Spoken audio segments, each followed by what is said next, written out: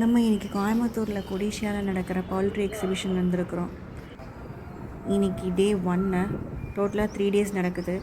23, 24, 25. இதில் டோட்டலாக 101 கம்பெனிஸ் வந்திருக்காங்க இந்த எக்ஸிபிஷனுக்கு. இதில் பவுல்ட்ரி ரிலேட்டடாக எல்லா விதமான எக்யூப்மெண்ட்ஸ்லேருந்து டெக்னாலஜிஸ் எல்லாமே இதில் போட்டிருக்காங்க ஸ்டால்ஸு. நாங்கள் ஃபஸ்ட்டு போனோடனே ரூட்ஸ் தான் பார்த்தோம். ரூட்ஸில் நம்ம ட்ரிங்கர், ஃபீடர், அதுக்கப்புறம் poultry setup, environment control shed, EC shed போட்டிருந்தாங்க செட்டப். அதில் கண்ட்ரோல் பேனல், அதுக்கப்புறம் temperature sensor, humidity sensor, gas heater, cooling system, alarm unit எல்லாமே இருந்தது. ஒரு கம்ப்ளீட் செட்டப்பாக எப்படி இருக்குங்கிறது ஒரு டெமோ. ஆட்டோமேட்டிக் ஃபீடிங் மிஷின், அப்புறம் வெதர் ப்ரொடெக்டர் எல்லாமே ஒரு கம்ப்ளீட் செட்டப்பாக இருந்ததுங்க. சப்ளிமெண்ட் ஷாப்ஸும் ஹெர்பல் சிரப் ஷாப்ஸும் தான் நிறையா ஸ்டால்ஸ் போட்டிருந்தாங்க.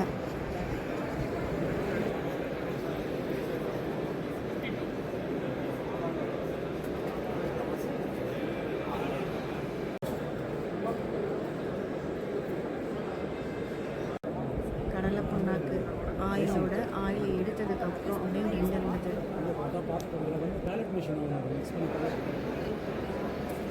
இன்றைக்கி தான் ஃபஸ்ட் டேங்கிறதுனால கூட்டம் அவ்வளோவா இல்லை, கூட்டம் கம்மியாக தான் இருந்தது.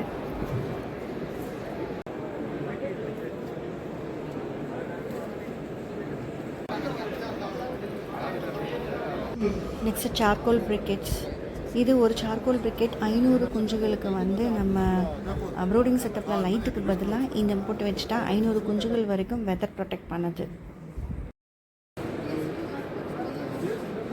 மேக்ஸிமம் பவுல்ட்ரிக்கு எல்லாமே இங்கே கவர் ஆகிடுதுங்க. மருந்துலேருந்து, சப்ளிமெண்ட்ஸ்லேருந்து, அதில் யூஸ் பண்ணுற டெக்னாலஜி வைஸ் எக்யூப்மெண்ட்ஸ்லேருந்து கம்ப்ளீட்டாக எல்லாமே இங்கே வந்துடுது.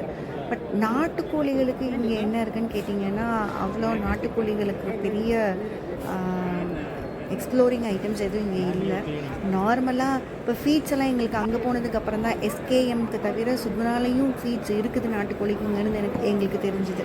ஸோ அப்புறம் சப்ளிமெண்ட்ஸு, மருந்து எல்லாம் காமன் தான் ரெண்டுக்கும். ஸோ அதெல்லாம் நிறையா தெரிஞ்சுக்கிறதுக்கு வாய்ப்பு இருந்தது. வந்ததுக்கு ஒர்த்து தான்.